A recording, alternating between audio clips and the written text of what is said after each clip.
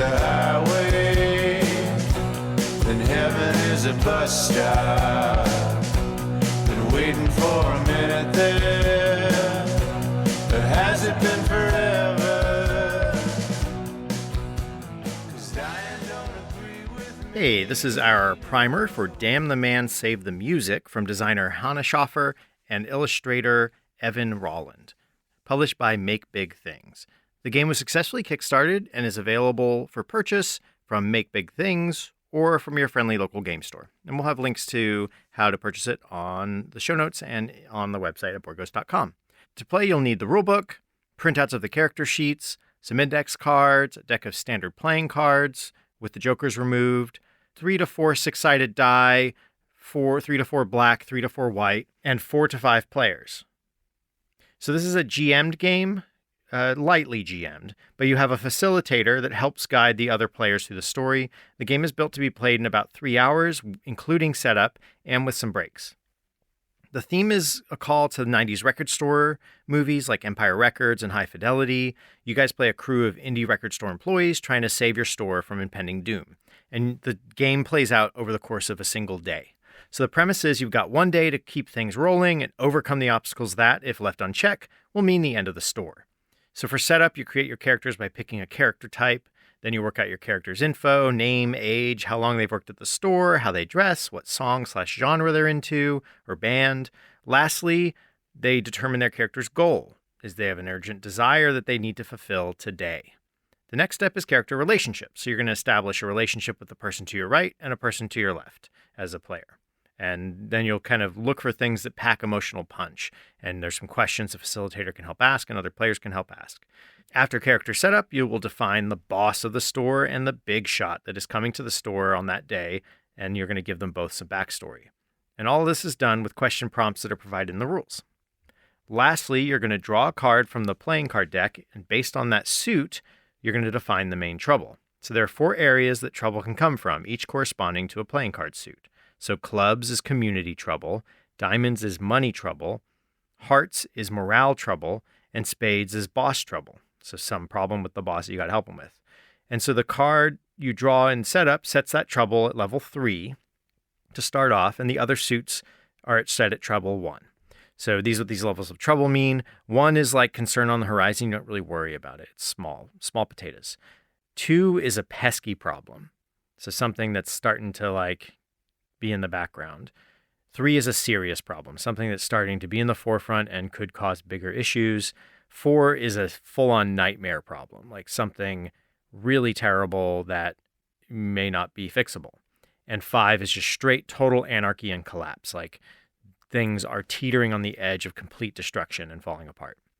So in a 3-player game, the character's store will collapse at the end of this game if any trouble reaches level 5 and is still there at level 5 at the end of the game.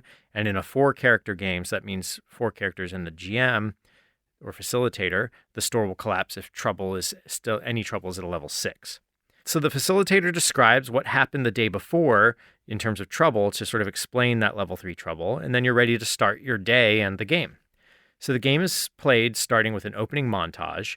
You then have 3 acts where each player is given a spotlight scene, and then you close it all out with an epilogue montage. For the opening montage, the facilitator begins it by playing or describing a background song.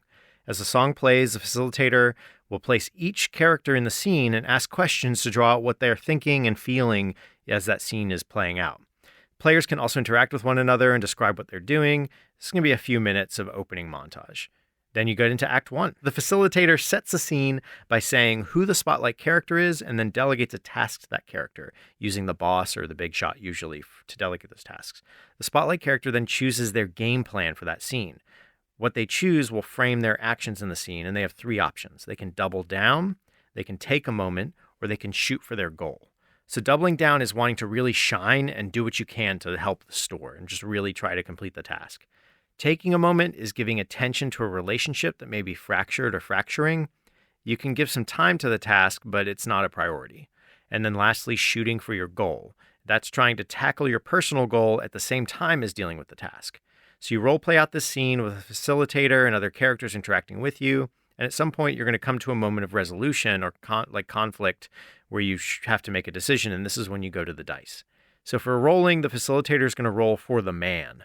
So they're going to take one black die for each store trouble that's level 3 or higher. Initially, they're going to roll one die because you have one level 3.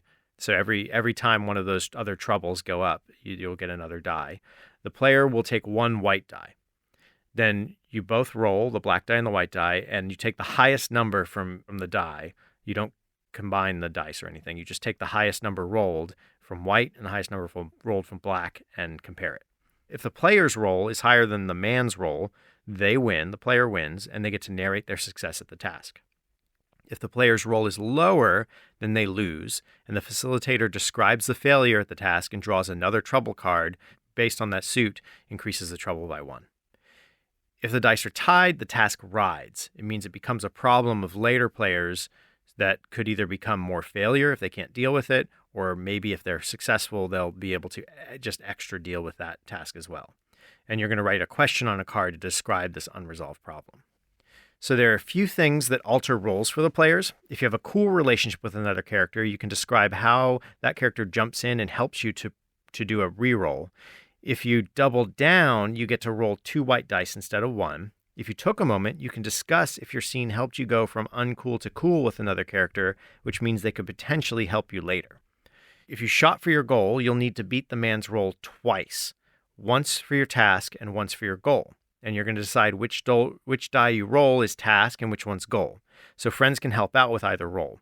Tasks fail, succeed, or tie is normal. If you succeed at your goal, you can narrate that success. If you fail at your goal, you check one of the 2 boxes beneath it, determined or I have a plan. Each of these lets you roll an additional die next time you try for a goal. Ties or failures when tying for a goal.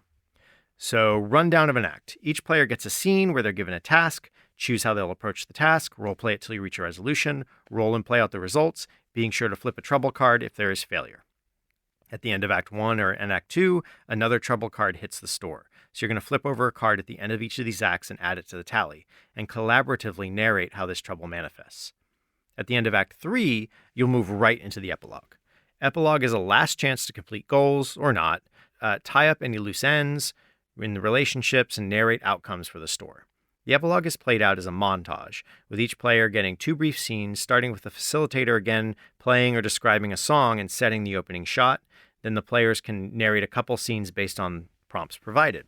If they haven't done their goals and all their stuff, they can take a moment with another character to set up relationship to cool. They can succeed at a final task that they choose. They could resolve a writing task however they want to get rid of it. If both of a character's relationships are cool or they've completed their goal, they can do one of these other special ones. They can reduce a store's trouble by 1. They could share a consensual kiss, or they could shoot for their goal one last time, which means making another roll for it. After characters have their 2 scenes, the facilitator draws a trouble for each writing task that still remains and describes how these disasters strike. So if there's any sort of tasks left undone, trouble can keep brewing. Lastly, the facilitator focuses on the final moment. If any trouble is at or above the threshold, 5 for a 3-player game, 6 for a 4-player game, the store will close its doors for the last time. Otherwise, the store survives for another season. The facilitator narrates the final shot. And that's Damn the Man Save the Music. It's a GM game, but the GM is more of a facilitator in that they're more working with everyone collaboratively, making sure the structure is maintained while the characters work with them to tell the single day's tale. You can pick up a copy or learn more at Make Big Things website, makebigthings.com. They have a number of games that I'm sure we'll get to the table on Board Ghost at one of these days. Oh, and speaking of Board Ghost, you can listen to our playthroughs of this game at boardghost.com. So this has been our primer for Damn the Man Save the Music. Go check out our playthroughs of it and check out the game itself. We've got more information at boardghost.com.